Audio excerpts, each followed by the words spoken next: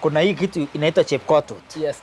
So can you, as an aviation specialist and as a pilot, ebu tuambie what is that? Hiyo Chepkotut ni nini? Kwa sababu tulikuwa tunaambiwa sijui a lot of myths.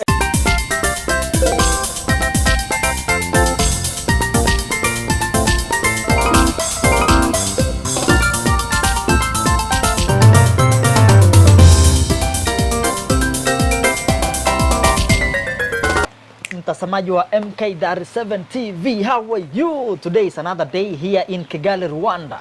And unajua nilikuwa natembea Rwanda nikapata a Kenyan pilot. Nikasema wacha tupige story hapa Rwanda.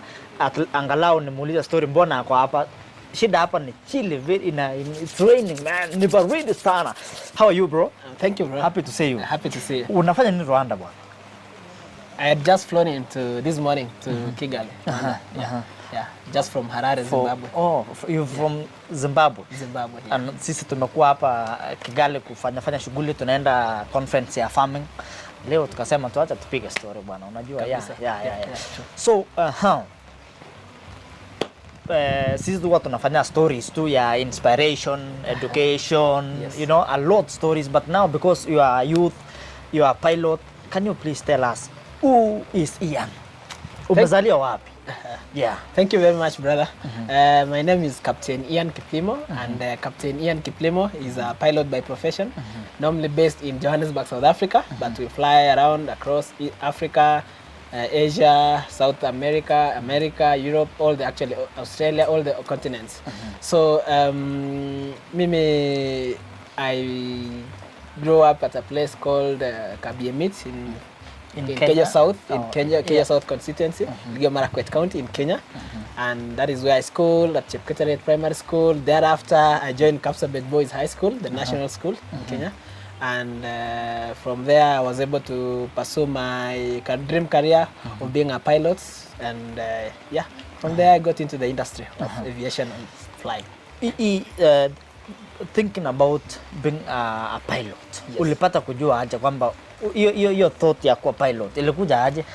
Ama kwa career tu, kwa sababu unajua sisi wakati tulikuwa shule unapata when I grow up I want to be a pilot, I want to be who, but now haiko hapa, na hata mimi sijui lawyer, nashangaa hata mbona niwapata Kigali. Lakini ilikuwa aje? Yes. Thank you brother. So mimi when I was young, actually I think it was class 1 or top class. By then there was no PP1, PP2, it was just top class, nursery, then class 1. So when I was in class 1, I think so, that is when we used to see helicopters flying around, especially of Mheshimiwa, by then the minister, by then Biwott, Nicholas Mheshimiwa, the late Nicholas Biwott. So he used to fly around, and we would see his helicopters flying around, and the sound of the massive planes, helicopters, used to make me, like these machines. One time I'll fly them. And then now with time, our Sunday school, the watoto wa Sunday school wakati huo, tukapelekwa trip hapo Eldoret International Airport. That is when I equally saw very beautiful planes, big cargo planes, flying, landing and taking off. And I saw one, I think I later on I came to realize, because niliona the shape vile ilikuwa imekaa, it clearly stuck in my mind for over 15 years actually. And later on in the future I came to learn that was a Boeing 747 aeroplane. It's a very big aeroplane, jumbo. It's called a jumbo plane. So jumbo jet. So that is how I initiated my dream career of being a pilot. So every time our class teacher would come in and be like, what would you want to be when you grow up? Of course, everyone would be like, I want to be a doctor, engineer, lawyer, teacher. But then for me and a few of my classmates, by then we wanted to be pilots. Yeah. How did you maintain kuwa pilot? Kwa sababu mimi nilikuwa nataka nikuwe lawyer. Yes. Shetani naye ni nani? Ikachamuka, and now niko kwa media. I'm now a journalist. So, wewe ulisema unataka kuwa lawyer, ndani ukakuwa lawyer. Pilot. Oh, sorry. Ulisema unataka kuwa pilot, na ukawa pilot. Yes. What made you maintain? Okay. So actually, yes, I wanted to be a pilot since I was young. Now unajua ile ya kuimba pole pole unaimba tu I want to be a pilot when I grow up. I want to be a pilot when I grow up. I want to be flying planes, aircrafts when I grow up. So but of course it becomes a song hapo mwanzoni. Ukifika class 3, class 4, 5, by then now the reality starts hitting you. Your friends whom you used to be with, wanted to be pilots together with, they start shifting and they are like, after all, you've never seen pilots around. Oh, I've never seen an African pilot. Maybe pilots when you're to wazungu, that was the perception by then. But then now that was a big challenge to me. I told myself, now that we've never seen any other pilots, now let me be one of them, or rather the first one, for us to see a pilot, and that dreams are possible and they can really come to reality with the right mindset, determination and discipline. Yes. Then ukaenda sasa shule ya ile aviation now. Yes. Uko mnafunzwa vitu kama nini sasa? Okay, good. Thank you. So once you enroll in a flight school, there are subjects to be pursued for you to be a pilot, a professional pilot. So one, it actually draws back to the high school subjects, of which number one is mathematics knowledge, languages knowledge, especially English, physics knowledge, and sciences particularly, especially physics and biology, and then geography. Because when it comes to mathematics, those calculations, simple calculations, hata wewe ulifanya those, unaambiwa an aeroplane flew from town A to town B, this distance at this speed, what was the time? The formula at time is equal to distance over speed. So simple formulas like that, we still use them up there in the sky flying. Another thing is languages, like English. English, we use it for communication, the reading, writing, listening and speaking. How do I, as a pilot from Kenya, talk to this pilot from here in Rwanda, this Rwandese pilot, talk to that pilot from Jakarta in Indonesia, talk to that pilot from Perth in Australia, that pilot from Tokyo in Japan, that pilot from, let's say, Riyadh in Saudi Arabia, that pilot from Doha, Qatar, or Dubai in United Arab Emirates, talk of Riga in Latvia, Berlin, Germany, talk of Amsterdam, talk of even Rio de Janeiro in Brazil. So all these days you're saying umefika? Actually, I fronted because you literally fly around the world. So you're interacting with people from various places, diverse cultures, who speak different languages. So now, but one uniting language is English. We say English is the aviation language. And then another subject that you need is physics. It's about flying, it's about forces. You're told of Newton's laws of motion, first law, second law, third law of motion. I mean, we literally apply them in flying. And then finally, geography. It's all about the weather. You're getting into the sky. It's all about the weather. Types of clouds, nimbus, cumulus, cumulonimbus, stratus, and all those. Right now, it's raining. I can see in the sky we're having nimbus clouds and cumulonimbus clouds, because these clouds nimbus are dark gray clouds. Cumulonimbus is a combination of cumulus and nimbus. Actually, that cumulonimbus cloud is a towering, because it's vertically developed. So, and then other stuff like layers of the atmosphere, the first layer, which is troposphere, stratosphere, and all those. Kuna bumps? Okay, yeah, the so-called bumps, Zico, but now we refer to the bumps, them as bumps, because that's how we can understand them here, upper ground. But now, in real sense, we call them turbulence in aviation. Yeah, we call them turbulence. Yeah, they are there. Turbulence occurs because of two reasons. One, clouds, when you hit a cloud, especially these heavy clouds like cumulus clouds or even nimbus clouds. But then these light ones like stratus and cirrus clouds, they are very light, so you may not actually feel the impact. Number two, because of strong winds, the winds. We say actually wind is an enemy to the pilot because it comes from any direction, anywhere, anytime without you expecting. So and they change, they vary from one altitude to the other. Yeah, sometimes it might be calm on the ground, but as you get to 10,000 feet, 15, 20,000 feet, it becomes stronger, or rather the so-called windy. Yes. Talking of turbulence, huko kwetu Kenya tukigrow, kuna hii kitu inaitwa Chepkotut. Yes.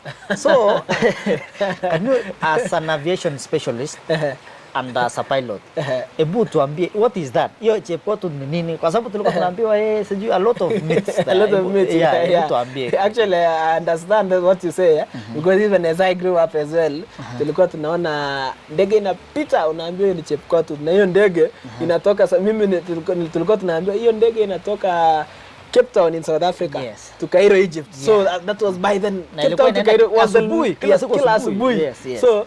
So now by then Cape Town to Cairo was the longest route of the world ever in the world. But in aviation terms, the so-called Chepkotut is called a contrail. Contrail. So yeah, and contrail is actually formed a very simple way of formation. It's formed when the hot exhaust gas from the engine of an aeroplane, let's say Rolls-Royce engines or Pratt & Whitney engines from the aeroplane, there is this exhaust gas that comes out at very high speed, very high temperatures, meets with this very cold air up there in the sky. Let's say you're at 40,000 feet. The outside temperature by then could be negative 40 degrees Celsius. So this very hot air from the engine meeting with very cold air outside, they form something like a cloud. So but now because the aeroplane is moving at a very fast, rather supersonic speed, it will leave the cloud kind of a thing in a form of a straight line. That is why at the end of the day you will see something like a straight line. Yeah, sure. So it's a simple way of explaining it as well. Ukiamka asubuhi, kuna ile dirisha ya kioo. Ukipuliza hivyo, what happens? In a form. Now, that is the best way now to explain the contrail. So Chepkotut is simply like that. So it doesn't have anything to do with ati ndege inatoka mbali ikienda mbali. No. You can just be taking off from here, Kigali, Rwanda, to another city here or another town here. Or you're going to Nairobi, Kenya. You're going to Kampala, Uganda. But still, the same thing can be found. The only factor to determine that is just the outside temperature. If it's too cold, too humid, then that thing is going to be formed. But now, even when, like right now, the sky is overcast, that means everywhere is cloudy. The clouds have covered the sky. There are these planes that are flying right now. Because the sky is humid, there is a high chance of the contrail to be formed. Those planes that are flying past these clouds that we cannot see them, they're actually forming these clouds, the contrails right now as we speak. It's only that we cannot see them. So we normally see when the sky is clear. The sky is clear. That's why you can see the plane flying. Sure. But wakati kama huu ambapo ni like the entire sky imekuwa covered, huwezi ona ile ndege inapita juu. But still the So ndege contrail is inapita forming. juu sasa hapa. Yes. Na Yeah, a lot of planes, not only one. Nilitoka Kenya Especially kama just inanyesha. across there, the Kigali International Airport. I mean, there are lots of planes coming in for landing and takeoff. Yes. Oh, amazing. Yeah. Now, kama hatujatoka kwa hiyo story ya airport bla bla nini. Yes. Wakati uko airport tunataka ku fly. Yes. Ni kuna ile kitu kwa sababu kuna ile kitu mtu anataka kutapeka. Yeah. What is that? Hebu tuambie kwa sababu pia mimi I felt that thing. Na it is so bad. Una feel like nataka tu kushuka ni wache ndege nitoka hapa. Yeah, true. So now, yes, that thing is true. Whatever you are saying is true. Sometimes when you're taking off, as a passenger or even as a crew or so, you have that feeling. Ni kama tumbo yote inataka kupanda juu kutoka nje. Kabisa. So ni kama uko na matumbo hapa. Exactly, that's the thing. Na kama inafika kwa koo. So the point is that feeling happens because of pressure difference. That's the only reason why it happens. Pressure difference in that when you're on the ground, it's actually physics. That's why I told you need physics in flying. When you're on the ground and the plane is seated on the runway. So there is a force, the issue of Newton's third law of motion, action and reaction. For every action, there is a reaction. That plane is able to stop on the runway. I mean, it's able to sit on the runway in a very stable condition because of action and reaction. It's like exerting some action on the ground, then the ground is bringing back a force that's called reaction. That's why it gets balanced. Now, the same thing now. You're getting to the sky. The moment you just rolling is running on the runway for the aeroplane running on the runway before takeoff. The moment you just lift off, getting airborne, now the action from the weight of the aircraft, the action of pressing down because of gravity, pressing down, because it continually has a feeling of coming down because of laws of the gravity coming. It's like a pull towards the center of the earth. But this time now there is no reaction because the ground is being left. Are you understanding? Yes, yeah, I'm Kwa getting. sababu the ground inaachwa chini sasa. Now this like the body of the aircraft wants to press something, but there's nothing being pressed. Now the same thing. Remember, as the plane exerts some pressure on the ground, even you yourself, you are exerting pressure. So now the same thing happens to you. You are exerting some pressure on the ground, that's why you are stable. Now this time you're exerting on the ground, but there's nothing to resist. That is now the That is ground. now the body, your body takes over. Yes, yes. By now, everything in your body now are trying to balance that weight. Correct. So and that's why in the process you feel like ni kama tumbo inakuja juu. Matumbo inakuja hapa juu. Yes, because your body is doing this. Now there is something that should be happening, the reaction, to at least to balance. No that, but then there is no reaction now. So and that's why it gives you another effect of you are sinking. You are taking off, na ni kama una feel like ni kama ndege inaenda chini, kama you are sinking in water or so. Yes. Sa ukiwa ni nini wewe unaona kama pilot sasa hapo mbele ya ndege? Ni nini wewe unaona nini? Okay. So now actually there are two in flying. There are two types of flights. There is what we call PPL. IFR and VFR. VFR means visual flight rules. You're flying based on looking outside through the windscreen of the aeroplane. But now IFR is you don't necessarily in instrument flight rules. You don't necessarily need to look outside to fly. What you do is monitor your instruments on the screen. You're flying your instruments. Hata una haja na nje. Kukuwe na clouds ama kusikwe ikuwe clear ama isikuwe sio clear. You don't need outside. What you do is monitor your instruments. You've done calculations in your planning. You know that I'm taking off from Kigali International Airport. Let's say I'm using runway 03. After taking off from runway 03, I'll maintain a runway heading of 030 to an altitude of flight level 100. That's 10,000 feet. When I get to flight level 100, maybe I keep a left turn to a heading of 290 degrees. Unasema. Okay. No,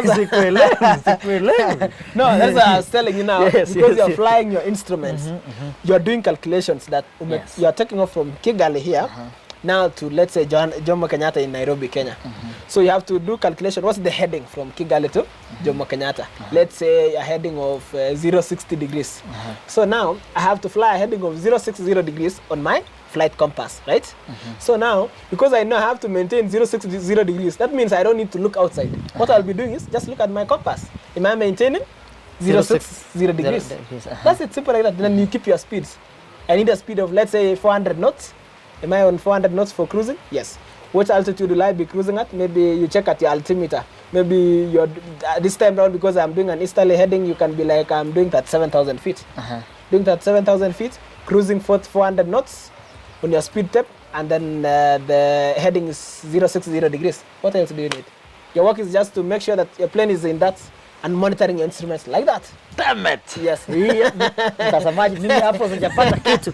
Nimepata tu 060 degrees na speedometer 40 knots, 400 knots and 400. 400 knots, yeah. 400 knots. Hiyo sasa ni speed. Yes, that's the speed, yeah. So maneno ya kilometers per hour tuliwacha hapa kwa magari. Yes, kwa magari. Because now doing 400 knots is equivalent to almost doing 900 kilometers per hour. 900 kilometers per hour. Yes. Tuachie Mungu. Hapo wakati tumeland, kuna wale watu wenye wanasema yule madam inakaa kwa pale juu anasema flight 0 something, it's flying at this time, get ready nini. How is the setup? Nikibook ndege mimi sasa. Yes. What happens until nipanda ndege? Until mpaka hata Yes. Okay, good question by the way. Especially for people who want to experience flying. Yes. For either for the first time or for several times. This is what happens when you book a flight from maybe an agent or even yourself through your phone direct to the airline. Let's say you've used Rwanda Air or even Kenya Airways. So once you've booked, of course, they'll give you an email, they'll give you a flight ticket. Your flight ticket contains your name, contains your flight number, airborne time you should be at the airport. If it's a domestic flight, domestic means local flight, that's what we say. Yeah. Normally, you're required to be there at least 30 minutes before for checking in. But for international flights, most of the airlines do 3 hours before. You should be at the airport 3 hours before your flight. So if you are taking off at, let's say, 2 p.m. East African time, that means you should be at the airport 11 a.m. 11 a.m. Yes. So for the checking procedure and everything. So now once you've gotten your flight ticket, of course you've been told, let's say you're doing an international flight. You're here in Kigali, Rwanda, International Airport, Rwanda. You want to take off to, let's say, New York in America. You're using, let's say, Air Rwanda. So what happens is, of course, you have your flight tickets. Let's say your airborne time is 4 o'clock East African time. That means you have to be at the airport by 1. By 1? 1 p.m. You get in. Of course, you go through the checking-in systems. Checking-in systems are actually meant for safety. To ensure that everyone on board that flight is safe, even within the airport and its vicinity is safe. So you go through the checking procedures. You have your cargo, luggage, and let's say you have a bag like this. Your cargo, there is a section that your cargo goes through. It should not exceed 23 kgs. Once you go through that, that's when you part ways with your mzigo. Unaacha hapo, there is a belt. It takes it after scanning. It's put on a sticker. A piece of the sticker is given to you that has the number. Yeah, to sure. your mzigo. Yes, yes. The belt takes your bag. Unaachana na bag hapo. You go the other direction. You probably go through another checking in. Once you're done with that, you go to the waiting bay now because you're through with all the checking ins and everything is set. You wait for the aircraft. You wait to board the aircraft. By then, most of the times, the plane is already there. So you wait to be given directions on getting into the plane. Probably you'd get to the plane 15 minutes before your flight. Before your flight. Yeah, remember you got there, let's say 3 hours before. Let's say you take another 1 hour for checking in. So you already have 2 hours left. You'll stay at the waiting bay for 2 hours. But now after 1 hour, 45 minutes, you'll commence getting into the aircraft, boarding the aircraft. So that exactly by that time, the plane is taking off. Yes. Now you take off. You board the plane. You're given instructions by the cabin crew to give you guidance. Probably, let's say, your flight ticket, your now boarding pass inside the plane. When you're at the waiting bay, getting to the plane, you're given boarding passes. As you've been given this boarding pass, it has your seat number. You're going to have a seat number 16K. It could be probably 16K. That means you'll have to go to row number K. First go to seats number 16, probably 1, 2, 3 until 16. And then K, number K. It's most of the airlines use these alphabetical letters in a way that it helps in easily identifying your seat. Usikae penye mwingine anafaa kukaa. So yako ni K, mwingine itakuwa 16L. Probably if there are 3 rows, it would be K, L, M. The just alphabetical. J after J is K, L, M. Yeah, so it could be K, L, M. So now your seat number is 16K. Another one has been given 16L, 16M. Yeah, so hata ufike uboard mbele ya mwingine, you cannot sit on someone's seat because you already have the designated seat there. You board the plane, you're given instructions by the cabin crew, like for example, ladies and gentlemen, welcome on board this flight from Rwanda to Kigali to Heathrow, London. A flight time probably 13 hours. And for your own safety and comfort, please fasten your seat belts. In case of any emergency, there are 6 emergency exits. 2 at the left, at the rear, left and right. 2 at the center, left and right. 2 at the front, left and right. And in case of any emergency of landing through the water, there are life jackets underneath your seat. You remove the life jackets, put them on. Do not inflate the life jackets while inside the plane, and so on, and the briefing continues. So that is when most of the people are told, switch off your phone, or rather put on the flight mode. And why? The reason is, because these are very crucial information our cabin crew are giving you. It's very crucial they are normally in case of emergencies. At least you know what to do. So if you're on your phone, you will not pay attention to that information. So, but then if you put your phone in flight mode, then you no longer need your phone by then. So your attention would go to the cabin crew, see how they are giving the instructions, and listen keenly. Because accidents have happened whereby a plane lands in water, as an emergency landing that has to get itself in the sea, at least for a safe landing. But now, because the passengers were not paying attention to the briefing, they end up just crashing. Not necessarily like that. You know that kio ya ndege si rahisi kupasuka. It's not as easy as you think. They are very pressurized aircraft windows. So, but now because you didn't listen to the briefing, you will not know what to do. Yet the plane is getting to the water, probably it's sinking. You need to get out of the plane. So that's why you're told, yes, put on your life jacket. There's a way you inflate, probably by kupuliza or by pulling another string at the bottom here to inflate. But then now you've been told, do not, yes, it is inflatable, but then now do not inflate the life jacket while inside the aircraft. While inside the aircraft. Yes, you put on, but do not inflate. The reason is, assuming the aircraft has gotten into the water, you have to swim through the exits, for example. Once you've swum outside the aircraft, that is when you inflate, and then you will float. The reason is, the vice versa happens. Most of these accidents that have happened, most passengers make a mistake of putting on the life jacket, I don't know, because of tension or not knowing, they just inflate while inside the aircraft. What happens? Water gets into the aircraft, and then now you just float at the roof of the aircraft. You'll end up dying. The water will kill you because you will not even exit because you will be buoyant. You'll be floating. It's science. It's buoyancy. So you will keep floating. But now when you put on your life jacket without inflating, you will sink. So that's why you'll be able to go through the exit. Once you've swum outside the aircraft, that's when you inflate. Now it will automatically, you will float. And now you are on top of the sea, then the rescue team can help you out. Yes. Amazing. Now, when landing, there is someone who says, if I'm here in Rwanda, I want to go to maybe, let me say, Perth. Yes. Someone said you have to land somewhere and then go somewhere.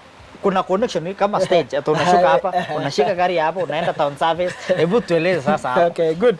Yeah, good point there. Lawrence. Yes, it happens under two occasions. One, assuming that flight was to go direct from Kigali to Perth, which is about around roughly 19 to 20 hours, non-stop.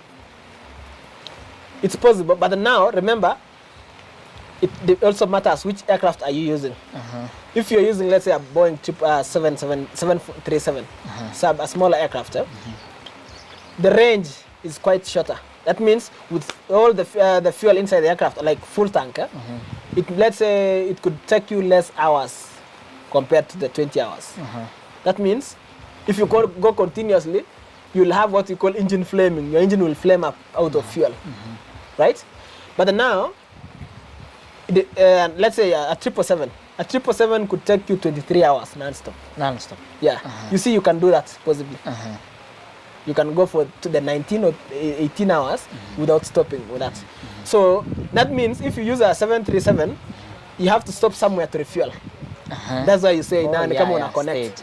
You have to land at an airport, then you refuel. The same plane. Yes. And then refuel, and then you take off again. Number two, it depends. Also, the other reason is airline. Let's say you've taken off from here, Kigali, Rwanda, but then you want to go direct to the same destination, 19 hours, but you're using Qatar Airlines. What happens is, once you've taken off from a native country, a different country, you always have to land at the first landing is your own country for that airline. That means you have to go to Qatar first and then connect to whether with the same plane or another plane from Qatar Airlines. So if you use Kenya Airways, you have to go to Nairobi, Kenya first, then go to Perth. Another example, there was a time I used Ethiopian Airlines. I didn't use our airline. I was going to Kenya. Using Ethiopian Airlines, what happened is we flew from Johannesburg, South Africa, to Ethiopia. Tukaenda tukapita Kenya, juu ya Kenya, you pass by Kenya, then you land in Ethiopia, and then you come back. You come back by the plane now. Yes, another plane, but of the same airline, but to Kenya. The point is, you cross your destination first, and then you come back. Why? You have to land at your airline, at your country first. Hata kama it means you have mutapita your country, mwende another country. I mean, another where you should be landing, but mwende another country, then it's possible. Yes. What happens mafuta ikisha kwa ndege juu? Okay, good. One, I want to say that those things don't happen, because one of the things as a professional pilot you have to do your proper planning, flight planning, and calculations, and navigation. So in your planning, you have to know how much fuel I have in this aircraft and how long is my flight. This fuel that I have, how long is it gonna take me? And the flight that I'm going for, how long will that flight be? From Kigali, Rwanda to Nairobi, about 1 hour 30 minutes. You have fuel endurance of 3 hours. Then that is very okay, because you land in Nairobi after 1 hour 30 minutes. Out of the 3 hours, you still have another like 1 hour 30 minutes on board. So under very minimal circumstances, unless an emergency, but under very minimum circumstances do this happen of fuel. Engine flaming is basically your engines getting burned on their own because the turbines are running, but there is no fuel. So you're crashing those engines. They will burst and then crash. The engines will flame out. Other than the engine flaming, yes, what other technical errors normally happens when now once the engines have flamed, because it runs the aircraft, now other technicalities will happen. Of course, you have to come down because you're no longer, because the engines, the work of the engines actually is to sustain you in the sky. But then once they are no longer there in existence, you would now bring in the issue of gravity, physics again. Anything that goes up has to come down. So you'll automatically start coming down, descending. Not necessarily like falling, because the wing, the way that aircraft has been designed as well, it, on its own, the shape alone can still keep you in the sky. But they're not keeping you in a straight and level flight, now in a descending flight. That means after some minutes, you'll get to the ground. So now you have time. So now, once the engines have flamed out, other technicalities happen, like autopilot will no longer be working. The systems, the controls as well, that are controlled by the engine will just shut down. But then those ones that are working from the battery side of it, the AP auxiliary power units system, then they will still keep running, but it will be pointless. By then now, once your engines are flamed out, you don't think of continuing with the flight, because you cannot go anywhere. So you prepare for a crash landing. Yes, you have to make an emergency landing, because an engine failure, having engine failures. So you have to make emergency landings. And you can land in the forest. Yeah, you can land anywhere as long as it's safe for the, especially for the occupants of the aircraft. If it means that the plane will be harmed in one way or another, but the passengers will be safe and the crew, then that will be the best option. Yes, the point of a crash landing is, or an emergency landing is always saving the people on board. Yes. Whether the aircraft will crash or not. But now, ensure that the people on board are safe as much as possible. I heard you talking about keeping 16 knot. Are there some lanes in the sky? Good question. And are there some crashes? Because unaweza pita kwa line ya mtu. No, good. Yes. So now the thing is, in flying, we have what you call airways. Airways, ni kama useme like so-called barabara, as you say. But now they are not actually barabara. They are not even visible. These are headings that are just in the sky. I mean, you do your headings on the they're already on the maps. But now you use them. You use your compass and what you call DI, direction indicator, while flying up there in the sky. So you know that for airway Papa Alpha maybe 634, an airway like that, probably its headings are 120 degrees, while you are routing maybe to Juba, for example. And the altitudes, the range of altitudes is from, let's say, 30,000 feet to 38,000 feet. Now, that's one. Number two, about the airways. Number two, as you said, is it possible mugongane? Yes. Okay, kugongana only happens under mistakes. Either from the pilot or from the radar or from the flight control. And those are only for under mistakes. Before hata uendelee na hiyo, can you see another plane coming? Okay, good. And do you talk with the other person prior? Okay, good. Yes. So now, good questions, Lawrence. As I continue with the other one first, there is another rule. Any flights that are going in an easterly direction, they have to make odd altitudes. odd number altitudes in an easterly direction. Whether you are going to the northeast, to the east, or the southeast, you have to keep odd number altitudes. Let's say you're doing 31,000 feet, 33,000 feet, 35, 37, 39, 41. Yes. Right? For the vice versa again. Now, those ones going to the west, they do even number altitude. 32,000, 30, 32, 34, 36, 38, 40. So you will now this one is going to the east, which is 37,000, and there is another one coming to the west, 36,000 or 38. So you see, you'll not collide. The only point that you collide is under mistakes. Let's say you're going this way, but you're doing 37. You're going into another airspace. You get? Yes. Yeah.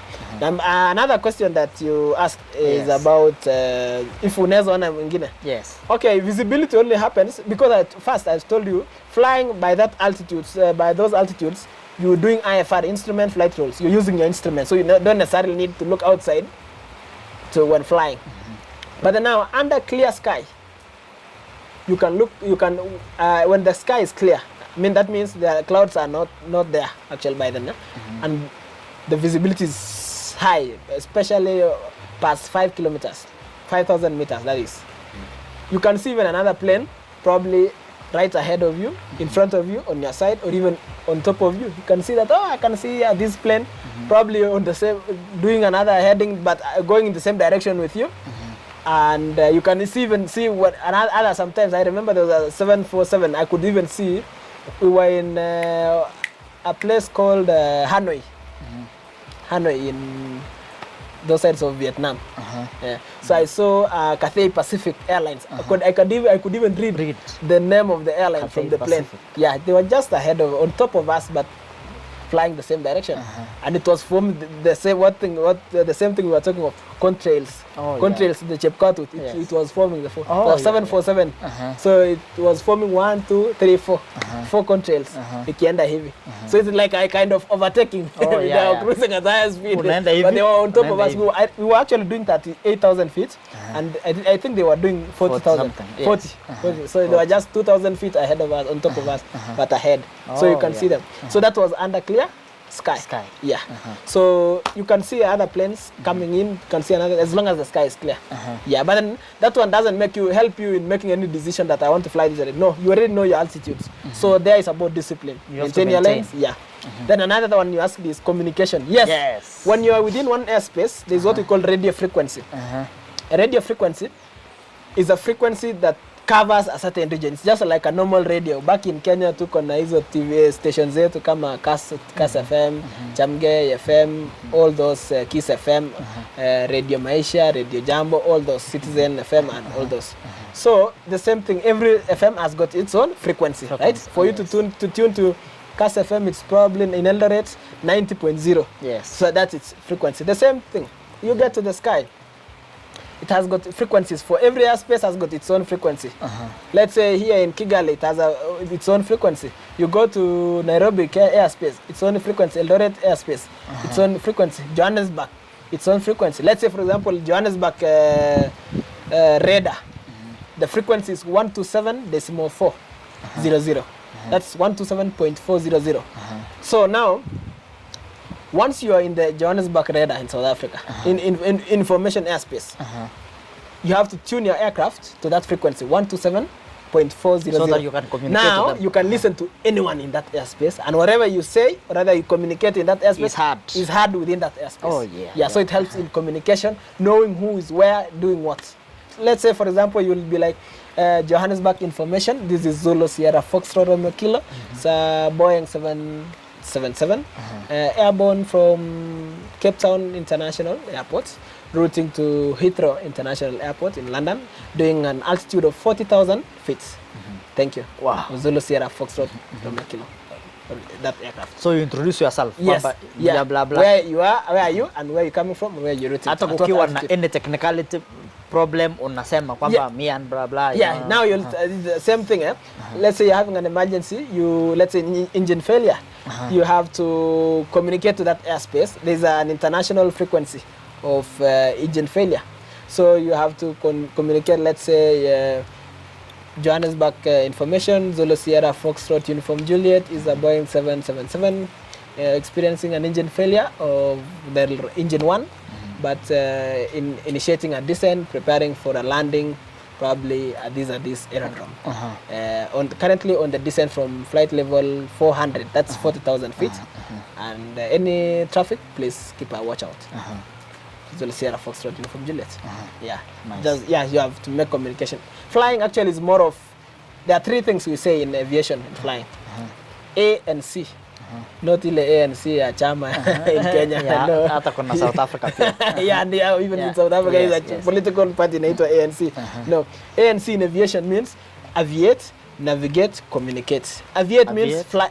Aviate, navigate, communicate. Aviate means fly. You need to fly that aircraft fast. Are the instruments working as it should be? Is your altitude okay? Are your engines, the revolution okay? The pressures and temperatures, are they fine? Navigation is more of your route. Know where you're coming from, where you are, and where you're routing to. And then communicate. Now take all the two things and then put them into communication. Oh, yes. Amazing. Yeah, so that would be the best way of flying. Before we come back, yes. Nini huwa inaharibika kwa ndege? Sana sana kwa sababu gari huwa inapelekwa kwa garage, si ndio? Yes. Nini huwa inatengenezwa kwa ndege sasa, like inaharibika na kutengenezwa? Yes, ile ya kufanyia tu kama ni ku-inflate, kufanya nini kama vioo nini, hebu tuambie. Yeah, okay, yes. Repair, servicing, maintenance is always there. Remember, these are machines. And a machine requires maintenance. Yeah. A machine needs to be maintained. A machine needs to be serviced, and a machine needs to be maintained and everything. So if you don't take care of the machine, what will happen? It breaks down. It breaks down, and whether the machine breaks down or not, it has to be serviced for it to continually do whatever it should be doing. So these things are there. You need like tires. Tires, they wear out. There's the wear and tear. But remember, you're coming to land, bringing all that force of the aircraft to the ground. So as you're bringing all that force to the ground, what happens? There's a the kind of crashing of the tires, threads. So it has to be kuna time itaisha. So it has to be replaced. Replaced, sometimes inflated with nitrogen. We use nitrogen gas simply because it's light and it's not flammable. We don't use oxygen simply because oxygen is very flammable. So you're coming in to the runway at higher force, all that weight, and then crashing the plane on the ground. As you crash it on the ground, it produces some flames sometimes. Unaona moshi. So if that moshi ikitoka hivi tuseme crashes the entire tire, then that oxygen comes out. Burning would occur. Bust. Yes. Haya, kuna swali lingine hapa ngumu sana kwangu. Najua ni rahisi kwako. Mtu aliwahi niuliza, kwani gari na ndege inatumia mafuta gani? Akaniambia mimi najua gari ni petrol na diesel. Ndege inatumia nini? Okay, good. Just very simple. It's actually okay, vile umesema maybe huenda ni ngumu kwako, but it's very simple. For ndege, there are two types of fuel. There's what you call avgas, and there's what you call jet A1. This depend, the kind of fuel an aeroplane uses depends on the type of engine. For these piston engines, small engines, like for Cessna, Piper, and Sana, what they use is piston engines, and so they use avgas, aviation gas. This avgas is very light. If you compare with diesel and petrol for magari, you would at least compare it with petrol because it's light. Remember, for an avgas fuel, during hot weather season, if you uchote some fuel ya avgas, weka kwa mkono na utupe juu, haitafika chini. Why? Very highly flammable, it vaporizes easily. It changes from liquid to gas state very easily with even minimal temperatures. Now, the jet A1 fuel is used by turbine engines, those heavy engines, big engines that have got turbo sections. For an engine, the turbine engines, it has got sections. Kuna turbine stage, kuna combustion stage, compression stage, all within one engine. So as the air gets in, the fans propels the air at very high velocity. It gets to the compression stage. From the compression stage, it gets to the turbine section. In the turbine section, that's where the burning takes place. Combustion now. I mean, turbine section. After turbine, it's combustion stage where the burning of the fuel, the mixing of fuel and the gas, oxygen, mix occurs, and then gets burnt. Gives the engine the power, and then it's given out as an exhaust from the exhaust section of the engine. So now, because all that process, all this, it needs some heavy fuel. That's why Jet A1 fuel is used. So it's like same diesel for the yeah, those are the so it's the avgas and the Jet A1. Jet A1. Oh, yes. Nice. Yes. Akina nani wanafanya kazi kwa ndege kando na passengers? Kwa sababu kuna nini? Kuna watchman kwa ndege. Security. Wanachunga nini by the way? Now, okay. Other than the passengers, we have the cabin crew. Cabin crew that is now you. Not really. No. Since we are pilots. Oh, pilots. We have pilots and we have the so-called cabin crew. Cabin crew, na wale tunaita for the ladies wanaitwa air hostess. Sana sana tumesikia air hostess. For the men wanaitwa stewards. Stewards. So hao ndio wanasaidia passengers at the cabin section. Pilots sana sana wanakaa cockpits. They do the flying and everything. Cabin crew wanasaidia passengers in terms of kuwapea vyakula, meals, kuhakikisha the mizigo imewekwa the luggage compartments vizuri, kuhakikisha passenger akiwa na issue anaweza saidika, kuwaonyesha penye lavatory ziko kama tunaita washrooms ama tunaita toilets lavatories. Yeah, wataonyesha, watasaidia, watawapea briefings and everything. They're actually there to help you as a passenger. So and I mean, and then now the security sana at the airport. Yes, to ensure that, you know, planes are very expensive and almost everything at the airport is expensive. So yeah, it has to be well taken care of. True. Like a Boeing 777, a 777 costs Kenyan shillings around 35 billion, not million. B, yeah, that's 5B. So, and that's the only one. Go to OR Tambo International Airport in South Africa. Go to, not even far. Go to Jomo Kenyatta International Airport in Kenya, Nairobi. How many planes, as you're speaking, are on the runway right now? And how many planes are just parked at JKI? It could be over even 1,000 planes. Could even be, let's say, even to say an average over 100 planes on the ground as you speak. And each goes for that. What?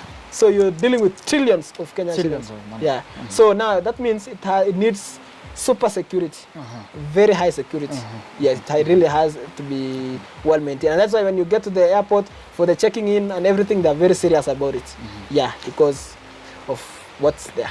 Okay. The value, yeah. Ian, yes. Tell us your best experience ukiwa kwa ndege juu. My best experience is having the best views from the sky. Wow. Yeah, other than whatever you studied. Yes, whatever you study in school and class. I mean, flying, seeing the environments, various environments like Cape Ranges in South Africa. Ukiwa juu naona kabisa. Yes, you see the Table Mountains. Kuna ice on top and very beautiful view from the sky. I've ever had a good view as well of Himalayas mountains. We used to look at tukisoma in geography too. Himalayas mountains. Those ones are found in Nepal. There was a time we flew to Nepal, a place called Kathmandu. Kathmandu is in Nepal. Very hilly country, Nepal. So that's where you get you have a good view of the Himalayas ranges, mountains. Yeah, so of course the Indian Ocean, the oceans, you have got very nice views. Masai Mara, I've had very nice views as well of the animals, the wild beasts crossing the Kenya, the Tanzania border. Yes, yes. The worst experience? Engine failure. Iliwahi fanyika wapi? It happened in Cape Town actually. We were airborne just on a 7 a.m. flight going to Durban. It was during winter time in South Africa. Remember, South Africa has got the 4 weather season: spring, summer, autumn, and winter. And winter is very cold. Temperatures can come to 0 degrees Celsius, -5, -10. Yeah. So we had just taken off with a friend who's a pilot as well, from Riyadh in Saudi Arabia. So we were routing for Durban. So, but now we're already doing 33,000 feet, going for that 7,000 feet over at the Cape Ranges, Cape Mountains. Then one of the engines shut down, the left engine shut down. Then what did you do? Now, good thing we still had the other engine running.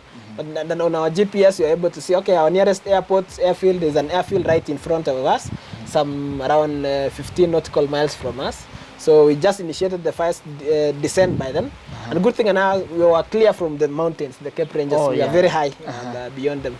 So we now initiated the descent, aimed for the runway, just praying that the other engine doesn't shut down before you land. Before we land. So, but then we made the emergency communication.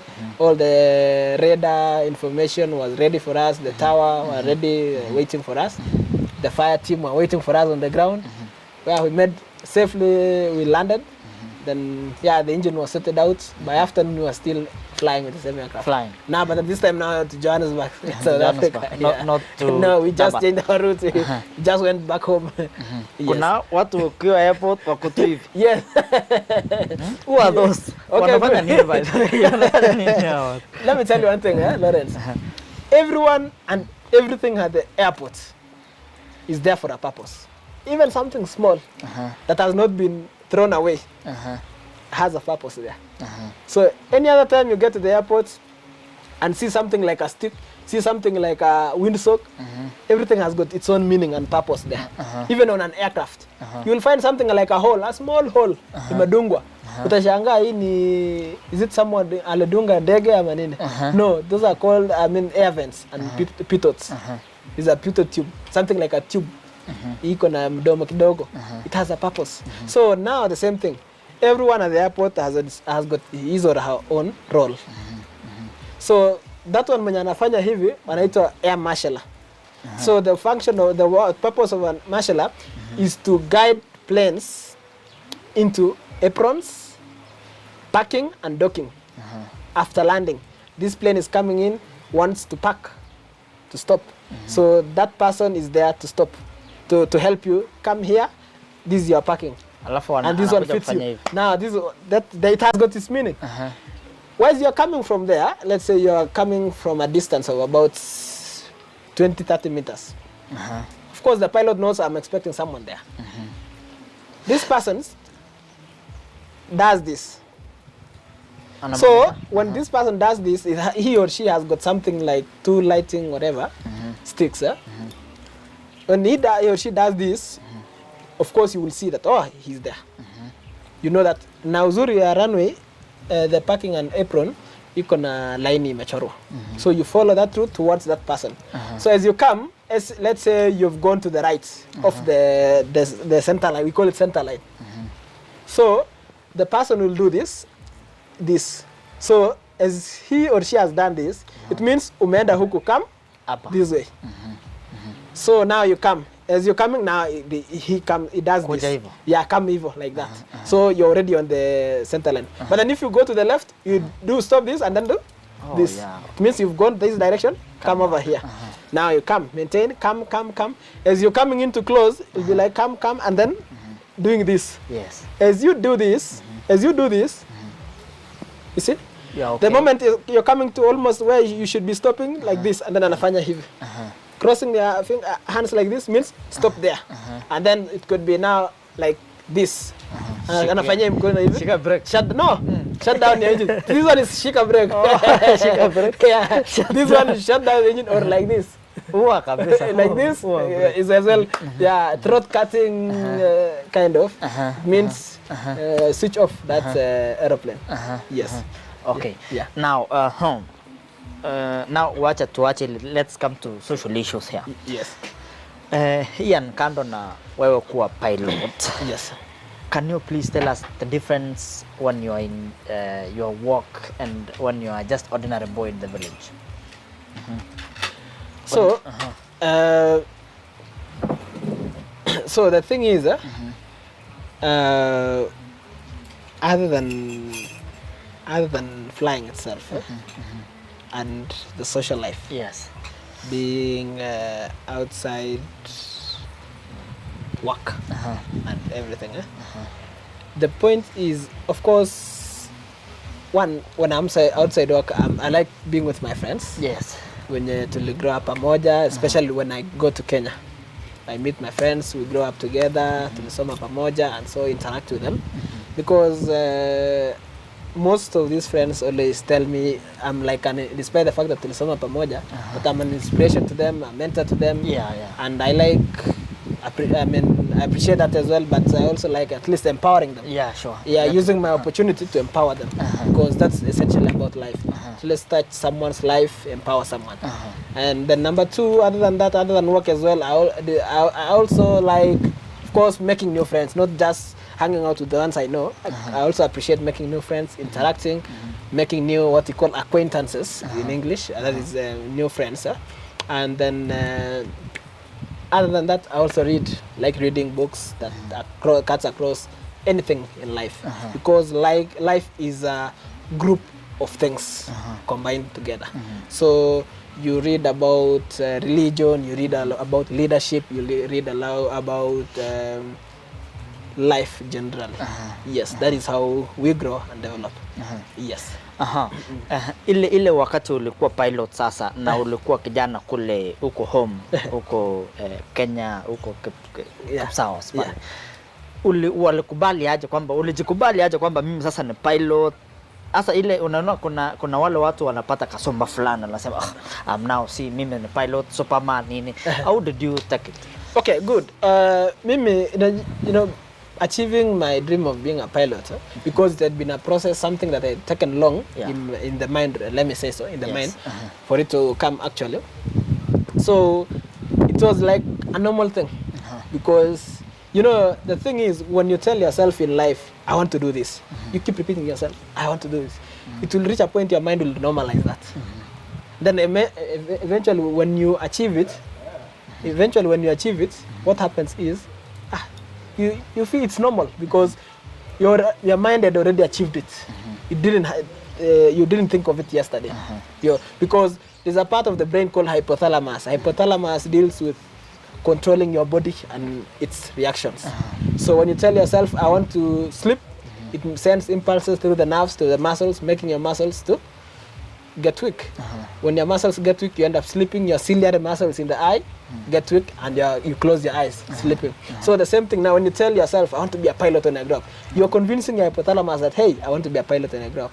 So your hypothalamus reads that, sends the impulses to the muscles and the other part of the brain that deals with critical thinking, makes your brain always active on that. So by the time you're achieving it, your brain had already achieved before you physically achieved it. So for me, it was a normal thing, and I appreciate that, and I took it like just any other thing. But the point is, we are all humans. So the point is, what are you doing at your capacity to help someone else? Yes, and empower someone else. So even wale vijana huko nyumbani, I always, whenever I get time with them, I always talk to them. We encourage each other. Let's we share about experiences and so and so. So we empower ourselves as a youth. Yes. Before tumalize, gold hizi vitu umevaa iko na meaning. Naona golden, niliona pia you had 2 watches. Yes. Yeah, sure. Golden is of course a bright color, and most of the companies and airlines use them. And then number 2, I put on 2 watches because sometimes you're flying from one region to another, and we talking of longitudes and latitudes, especially longitudes. As you're crossing through longitudes, time varies. So we have got time differences and time zones. So East Africa, we are GMT plus 3 hours. You go to London, it's on GMT. That's Accra, Ghana as well. GMT. You go to New York, it's about 6 hours minus GMT. So I always set the one that is always on the right to that time that I'm my destination time. So that as I'm flying, I know whatever how long I'm gonna take to be there. And this one to the departure airport. Yes. Ian, yes. Can you talk to the government of Kenya? What can they do to maybe better career kuwa pilot? Okay, thank you. One thing I would urge the government to do is, one, introduce some subjects, or rather some of the subjects in aviation, in piloting, in flying, in as early as high schools. The way we've done the CBC, which is good enough, it makes a student to be empowered at a young age. So the same thing, we can empower young pilots at young age in high schools through the subjects, introducing subjects. Of course, flying and aviation is expensive. That means we need to direct finances, funding. Let's give more funding, especially through the Ministry of Transport and Infrastructure. Give more funding to the airports, the Kenya Airports Authority, to the, at least even as well, let's liquidate these airlines so that they can be able to stabilize and run on their own in a very easy way. And the number two, of course, increase, develop our infrastructure at our international airports, such as Eldoret International Airport, then Jomo Kenyatta International Airport, and more international airports in Mombasa. Equally, like Jomo Kenyatta International Airport, we can equally increase the number of runways, because that's a very big airport. It's the biggest airport in East and Central Africa. So what we need to do is at least equip with more runways. We can have runway 06 right, 06 center, 06 left, and other runways, so that they also encourage tourists and fast. Yeah.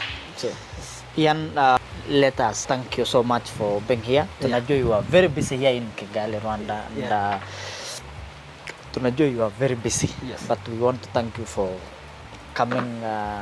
We at least share something. Yes. I know we tumekuwa hijack. Yeah. Tumekuwa hijack. I should be taking a lot of flights. Oh yeah. So sisi tunapika shughuli, wacha sisi tuingie conference yetu ya ukulima huko ndani. We want to thank you so much and wish you the best. Yeah. And I believe that kama tujarudi we might say hi. From here unaenda wapi sahi? Yeah, from here I'll go to Yaounde, Cameroon. Yes. Wacha sisi tuingie conference hapa tu Kigali, Rwanda. Alafu in the next few hours. Yes. Tutakutana bro. Yeah. We wish you well in everything. Thank you. At least you are a resource. Thank you. Nikirudi nyumbani ukikuja Kenya, tutapanga kitu kingine mzuri, si ndio? Yes, We'll do something kama conference ya vijana. Yes. Yeah, at least gonna be well, si ndio? Very true. Thank you so much bro. Alafu kuna swali, kuna mtu, my director, unajua ni dame, so umeona a very beautiful lady here. Anauliza, umeenda uko soko? Hiyo wacha story kwa sasa. Sasa ana insist, unaona ana insist. Anaita Sharon. Ana insist. Sharon is insist. Wacha kwa sasa, wacha story. Tuache hiyo. Tuache hayo maneno. Sasa maji amekataa. We are here in Kigali as MK7 TV, and we want to appreciate you so much for being here. Wale watu wenye wanarudi, wale subscribers, keep on subscribing. The new subscriber, if you are new here in our channel, touch the subscription button, alafu rudi pale Facebook, follow us MK7 TV, and we thank you for being here with us. Support tutafika wote. Asante sana, have a nice time.